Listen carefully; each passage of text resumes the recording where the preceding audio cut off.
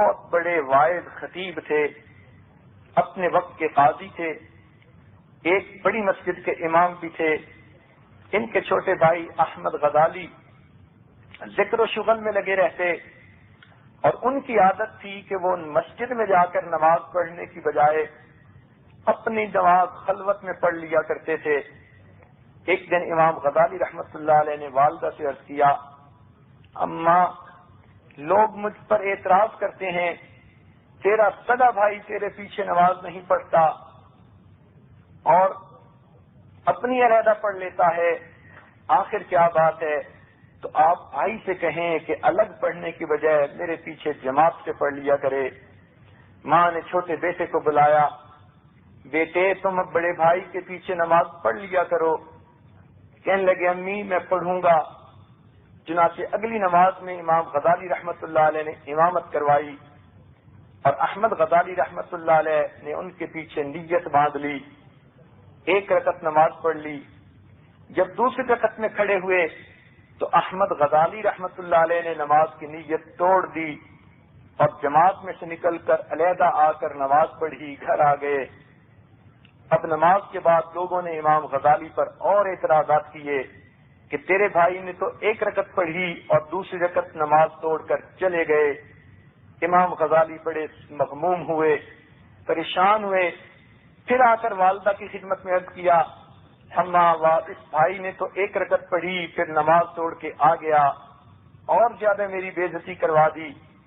ماں نے بلا کر پوچھا، بیٹے تو نے یہ کیا کام کر دکھایا؟ بیٹے نے کہا، امی جب تک یہ اللہ کی نماز پڑھ رہے تھے میں ان کے پیچھے کھڑا تھا، جب یہ اللہ کی نماز پڑھنے کی بجائے اور چیزوں میں مشغول ہو گئے تو میں نے نماز توڑ دی۔ اور کس چیز میں مشغول ہو گئے؟ امی انہی سے پوچھو۔ ماں نے پوچھا، محمد غزالی معاملہ کیا ہے؟ امام غزالی رحمت اللہ علیہ کی آنکھوں میں سے آنسو آ گئے۔ امی بھائی کہتا تو ٹھیک ہے، میں نے جب نماز کی نیت باندھی میری توجہ اللہ رب العزت کی طرف تھی، میں نماز پہلی رکعت توجہ کے ساتھ پڑھتا رہا، لیکن جب دوسری رکعت میں کھڑا ہوا تو نماز سے پہلے میں عورتوں کے حیض و نفاس کے مسائل کا مطالعہ کر رہا تھا، انہی مسائل کی طرف میرا دھیان چلا گیا۔ تھوڑی دیر کے لیے پھر میں نے توجہ ٹھیک کر لی، تو جب یہ بات انہوں نے کی تو ماں نے ٹھنڈی سانس لی۔ دونوں بیٹے حیران ہوئے، اماں آپ ٹھنڈی سانس کیوں لے رہی ہیں؟ فرمانے لگی، میرے دو بیٹے اور دونوں میرے کسی کام کے نہ ہوئے۔ بڑی حیرانی ہوئی ان کو سن کر۔ امام غزالی رحمت اللہ علیہ نے کہا، امی میں بھی کسی کام کا نہیں۔ احمد غزالی نے پوچھا، امی میں بھی کسی کام کا نہیں؟ ماں نے کہا، ہاں تم دونوں میرے تو کسی کام کے نہ بیٹے بنے۔ دونوں نے پوچھا، امی وجہ کیا ہے؟ ماں نے کہا، ایک آگے نماز پڑھانے کھڑا ہوا تو وہ عورتوں کے حیض و نفاس کے بارے میں سوچ رہا تھا، اور دوسرا اس کے پیچھے کھڑا ہوا وہ بھی خدا کی طرف متوجہ ہونے کے بجائے بھائی کے قلب میں کھڑا جھانک رہا تھا۔ دونوں میں سے کسی کی توجہ اللہ کی طرف نہیں تھی، تو میرے تو بیٹوں میں سے دونوں میں سے کوئی بھی کام کا نہ بنا۔ سوچنے کی بات ہے کہ جب عورت معرفت کا علم حاصل کرتی ہے تو اتنی بلندیوں کو پا لیتی ہے کہ بڑے بڑے ولیوں کی تربیت کرتی ہے اور ان کو معرفت کے نکات سمجھا دیتی ہے۔ اللہ رب العزت نے عورت کے اندر بڑی غیر معمولی صلاحیتیں رکھی ہیں۔ عام طور پر کہتے ہیں کہ عورت کے اندر جلد بازی ہوتی ہے، لیکن اگر اس کو علم آ جائے، تربیت ہو جائے، تو اس کے اندر بڑی تحمل مزاجی بھی پیدا ہو جاتی ہے، صبر بھی پیدا ہو جاتا ہے۔ جتنا صبر عورت کر سکتی ہے شاید میری نظر میں مرد بھی اتنا صبر نہیں کر پاتے۔ جتنی تحمل مزاجی عورت میں آ سکتی ہے اتنی تحمل مزاجی تو شاید مرد میں بھی پیدا نہیں ہو سکتی، اور اس کی کئی مثالیں ہیں۔ چنانچہ ایک حدیث پاک میں آتا ہے، حضرت جابر رضی اللہ عنہ کا بچہ تھا 6-7 سال کی عمر کا، سفر پر جانا پڑا، بچہ پیچھے بیمار تھا۔ جب سفر سے واپس ہوئے اسی رات وہ بچہ فوت ہو گیا۔ بیوی نے کیا کیا کہ بچے کو نہلا کر کپڑا اوپر ڈال دیا، خامد آئے تو ان کا استقبال کیا اور ان کو بٹھایا، انہوں نے آتے ہی پوچھا کہ میرے بیٹے کا کیا حال ہے؟ فرمانے لگی الحمدللہ بعافیت و خیر، اللہ کی تعریفیں ہیں کہ بیٹا عافیت اور خیر کے ساتھ ہے۔ خامن سمجھے کہ وہ سو رہا ہے، چنانچہ انہوں نے کھانا کھایا۔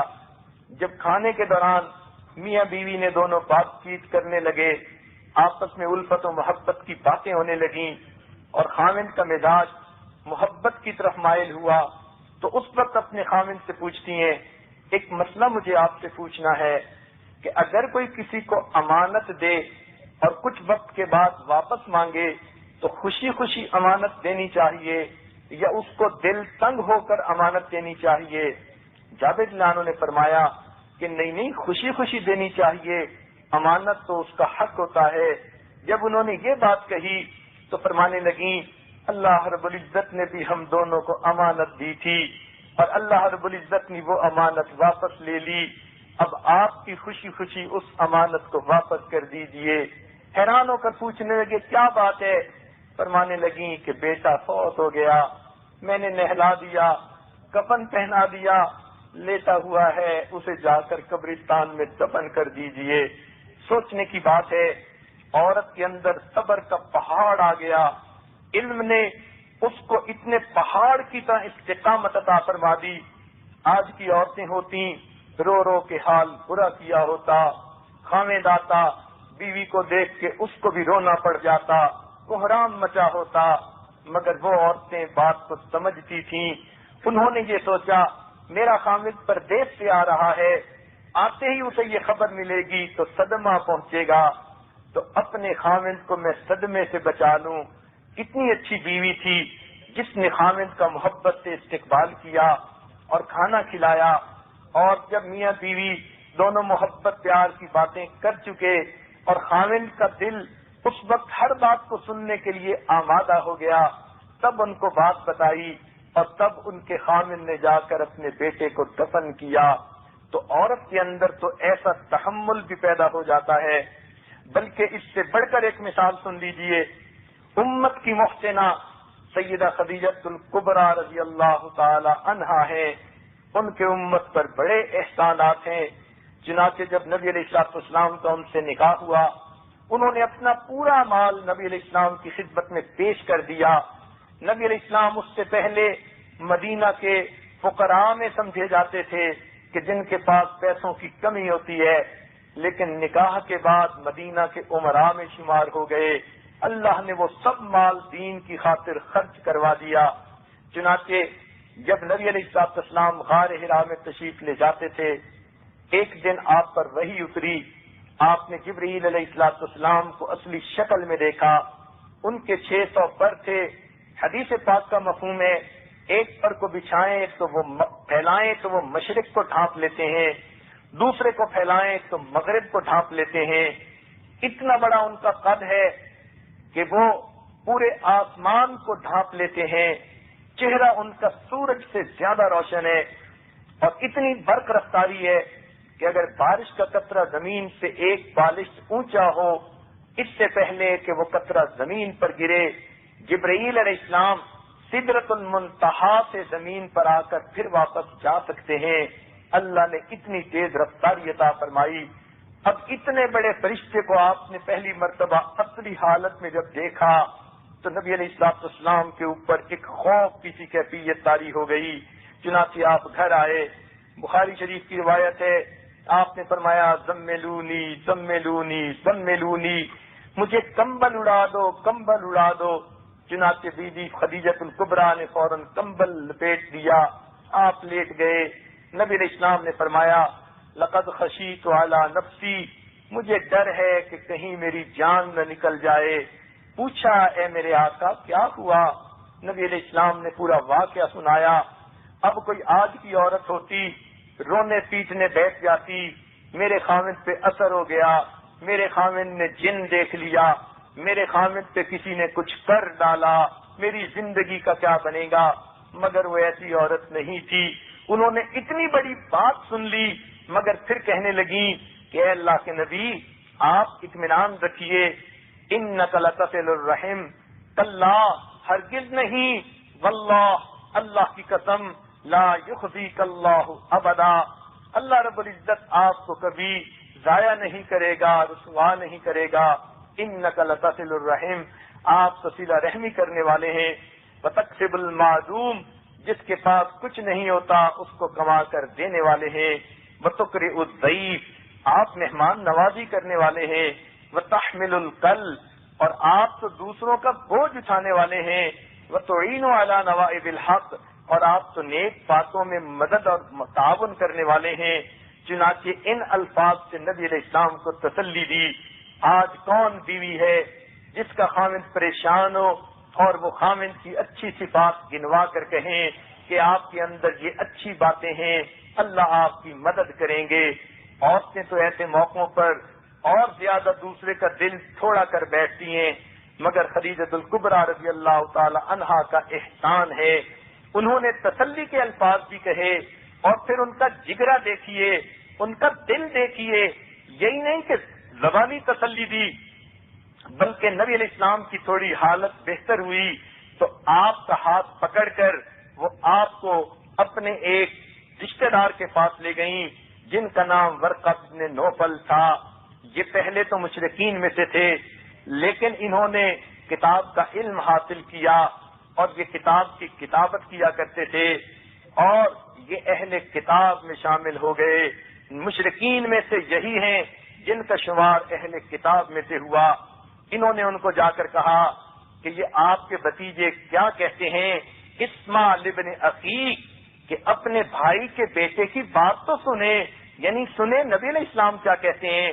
ورقہ بن نوفل نے کہا یا ابن اخی ماذا ترى، اے میرے بھائی کے بیٹے تو نے کیا دیکھا۔ نبی علیہ السلام نے پورا واقعہ سنایا۔ پھر انہوں نے فرمایا ابشر ابشر، آپ کو بشارت ہو، خوشی ہو، ھذا الناموس الذی، یہ وہ ناموس ہے جو موسیٰ علیہ السلام پر وحی لاتا تھا اور یہ آپ کے اوپر بھی اللہ کا پیغام لے کر آیا ہے۔ پھر فرمایا کہ میں بوڑھا ہوں، اگر میں زندہ ہوتا تو تمہاری مدد کرتا۔ سبحان اللہ، سیدہ خدیجہ الکبریٰ کا پوری امت پر احسان دیکھیے، انہوں نے زبان سے بھی تسلی دی اور اپنے عمل سے بھی انہوں نے ایسے شخص کے پاس آپ کو پہنچایا جنہوں نے پورے معاملے کو کھول کر رکھ دیا۔ تو یہ جب عورتیں دین کو سمجھ لیتی ہیں تو پھر ان کے دلوں میں پہاڑوں جیسی استقامت آ جاتی ہے، غیر معمولی تحمل مزاجی آ جاتی ہے، بڑے بڑے صدمے بڑے آرام سے برداشت کر جاتی ہیں، حتیٰ کہ مرد بھی حیران ہو جاتے ہیں۔ یہ سب برکتیں دین داری کی ہیں، علم دین کی ہیں، اور اگر علم اور دین سے یہ بیچاری محروم ہوں تو ان کا کیا قصور، پھر تو یہ تھوڑ دلی ہوتی ہیں، بیچاری چھوٹی چھوٹی مکڑیوں سے ڈرتی ہیں اور کبھی کبھی تو صرف دروازہ کھٹک جائے آندھی سے تب بھی ڈر پڑتی ہیں۔ ان کا دل اتنا چھوٹا ہوتا ہے، اس لیے ان کو دین کا علم سکھانا اور دیندار بنانا انتہائی ضروری ہے۔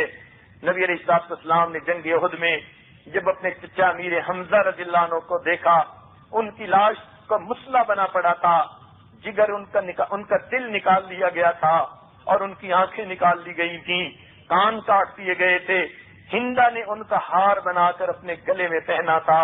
اب سوچئے پیچھے لاش کا کیا حال ہوتا ہے۔ نبی علیہ السلام نے دیکھا تو آپ بہت آزردہ ہوئے، آنکھوں میں سے آنسو نکل آئے اور آپ نے اس وقت پابندی لگا دی کہ میری پھوپھی حمزہ رضی اللہ عنہ کی بہن وہ ان کو دیکھنے کے لیے آئے گی دوسری عورتوں کی طرح، تو ایسا نہ ہو کہ وہ دیکھے اسے صدمہ پہنچے، اس لیے ان کو روک دینا۔ چنانچہ جب ہر گھر کی عورتیں اپنے اپنے مردوں کو دیکھنے کے لیے کہ ان کو نہلائیں دفنائیں آ گئیں تو اس وقت آپ کی پھوپھی جو تھیں وہ بھی آ گئیں، مگر صحابہ نے روک دیا کہ نبی علیہ السلام نے منع فرما دیا ہے، آپ اپنے بھائی کی لاش کو نہیں دیکھ سکتی۔ انہوں نے پوچھا کہ نبی علیہ السلام آپ نے کیوں منع فرما دیا؟ آپ نے فرمایا کہ تم اس کی لاش کو دیکھنے کا حوصلہ نہ رکھو گی۔ پوچھنے لگیں اے اللہ کے نبی، میں اپنے بھائی کی لاش پہ رونے کے لیے نہیں آئی، میں تو اپنے بھائی کو مبارکباد دینے کے لیے آئی ہوں۔ جب نبی علیہ السلام نے یہ الفاظ سنے فرمایا اچھا پھر تمہیں دیکھنے کی اجازت ہے۔ سوچئے کتنا بڑا دل کر لیا کہ میں تو اپنے بھائی کو مبارک دینے کے لیے آئی ہوں. تو یہ صبر تحمل ان عورتوں میں آ جاتا ہے. یہی نہیں کہ پہلے زمانے کی عورتوں میں تھا، آج بھی جو دیندار عورتیں ہیں ان کے دل میں ایسی استقامت ہوتی ہے. ہمارے قریبی لوگوں میں سے ایک آدمی میں واقعہ پیش آیا. وہ 71 سے پہلے مشرقی پاکستان کے اندر کام کرتا تھا. اس کے بڑے بڑے گیس اسٹیشن تھے، کروڑوں روپے کا مالک تھا، بلکہ اربوں کا مالک تھا. سینکڑوں کی تعداد میں اس کے گیس اسٹیشن تھے. اللہ کی شان دیکھیے، اتنا مال پیس والا تھا کہ اس کا ایک کام کرنے والا اس کے 2 لاکھ روپے چوری کر کے بھاگ گیا. اس نے اس کے خلاف کوئی ایکشن نہ لیا. کچھ عرصے کے بعد وہ پھر واپس آ گیا، رونے دھونے لگا، مجھ سے غلطی ہو گئی. اس نے وہ 2 لاکھ بھی معاف کر دیے اور اس کو نوکری پر بھی بحال کر دیا. سوچئے کہ وہ کتنا بڑا کاروبار اور مال رکھنے والا بندہ ہوگا جس کو پرواہ ہی نہیں تھی 2 لاکھ روپے کی. اتنا کچھ اس کی مال جائیداد تھی، لیکن جب جنگ میں ڈھاکہ فال ہوا تو یہ اس حال میں کراچی میں اترا کہ اس کے بیوی کے سر پر فقط دوپٹہ تھا، دونوں کی جیبیں خالی تھیں، کچھ ہاتھ میں نہیں تھا، سب کچھ وہاں چھوڑ آیا. اب کراچی میں ان کے ایک بھائی تھے، ان کے گھر آ کر ٹھہرے. وہ خود یہ واقعہ سناتے تھے کہ جب میں آیا تو مجھے یقین نہیں آتا تھا کہ میں زندہ ہوں. میں کروڑوں اربوں پتی انسان اور آج ایک پیسہ بھی میرے پاس نہیں. میں کس سے مانگوں گا؟ میں کیسے زندگی گزاروں گا؟ کہنے لگے کہ قریب تھا میرا نروس بریک ڈاؤن ہو جائے، مگر بیوی نیک تھی، دیندار تھی، پہچان گئی کہ میرے خاوند کے اوپر یہ حالات آ گئے. چنانچہ جب ہم کھانے کے دسترخوان پر بیٹھتے، میرے بھائی ان کے بچے بھی ہوتے، تو میری بیوی یہ واقعہ چھیڑتی اور کہتی ہمارے اوپر اتنا بڑا صدمہ آیا، میں عورت ہوں، میں زیادہ گھبرا گئی ہوں، اور میرے خاوند کو تو اللہ نے پہاڑ جیسا دل دے دیا ہے، انہوں نے اس کو ہاتھوں کی میل بنا کے اتار دیا ہے، ان کو تو پرواہ ہی نہیں. کہنے لگے میں اندر دل سے خوف زدہ تھا اور وہ ایسی باتیں کرتی کہ سن سن کر مجھے تسلی ہونے لگی کہ جب میری بیوی کو کوئی غم نہیں تو پھر میں کیوں اتنا پریشان ہو رہا ہوں، میں ڈپریشن کا شکار کیوں ہو رہا ہوں. چنانچہ بیوی ایسی باتیں کرتی، ان کا تو دل بہت بڑا ہے، انہوں نے تو اتنے مال کو ہاتھوں کی میل سمجھ لیا ہے، ان کو تو اللہ نے پہلے بھی بہت دیا، وہی پروردگار ہے، اب ان کو یہاں بھی بہت دے دے گا. یہ تو قسمت کے بادشاہ ہیں، قسمت کے دھنی ہیں. جب اس نے ایسی ایسی باتیں کی تو کہنے لگے میری طبیعت بحال ہو گئی. میں نے مشورہ کیا، ہم نے بھائی سے ادھار لے کر ایک ٹرک خریدا اور اس کو کرائے پر چلانا شروع کر دیا. میں نے محنت کی، میرے مولا نے میری مدد کی. کہنے لگا 5 سال کے بعد سینکڑوں ٹرکوں کی کمپنی کا میں پھر مالک بن گیا. آج پھر اربوں پتی بن کر زندگی گزار رہا ہوں، مگر میں اپنی بیوی کا احسان کبھی نہیں اتار سکتا جس نے اس حالت میں بھی مجھے سنبھال لیا. تو سچی بات یہ ہے، عورتوں کے اندر اگر دین کا علم ہو اور دینداری ہو تو وہ پھر بڑے بڑے صدمے اپنے دلوں پہ برداشت کر جاتی ہیں. حیران ہوتے ہیں، اتنی نازک ہوتی ہیں مگر لوہے کی طرح یہ اپنے اوپر سب بوجھ اٹھا جاتی ہیں اور اپنے دوسرے اہل خانہ کو پتہ بھی نہیں چلنے دیتی. سبحان اللہ، یہ اللہ رب العزت نے ان کے اندر صلاحیتیں رکھی ہیں. لیکن دیکھنے میں ایک بات آئی، یہ بھی کہتا چلوں کہ بعض عورتوں کی علمی اور اخلاقی ترقی میں ان کے مرد رکاوٹ بن جاتے ہیں. اس کی وجہ کیا ہوتی ہے کہ بعض مرد یہ سمجھتے ہیں کہ عورتوں کا کام تو بچے پالنا، گھر کے کام کرنا، خاوند کو خوش رکھنا، فقط یہی کچھ ہے، یہی کچھ ان کا دین ہے. وہ یہ نہیں سمجھتے کہ انہوں نے دین کا علم بھی پڑھنا ہے، عبادت بھی کرنی ہے، اپنے رب کی بندی بن کر بھی زندگی گزارنی ہے.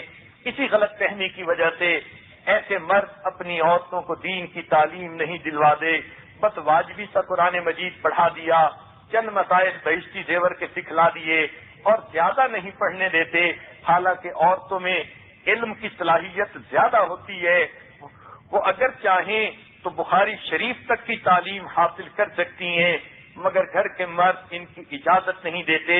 بعض تو ایسے ہیں کہ مختلف جگہوں پہ دینی مجالسوں ان میں جانے کی اجازت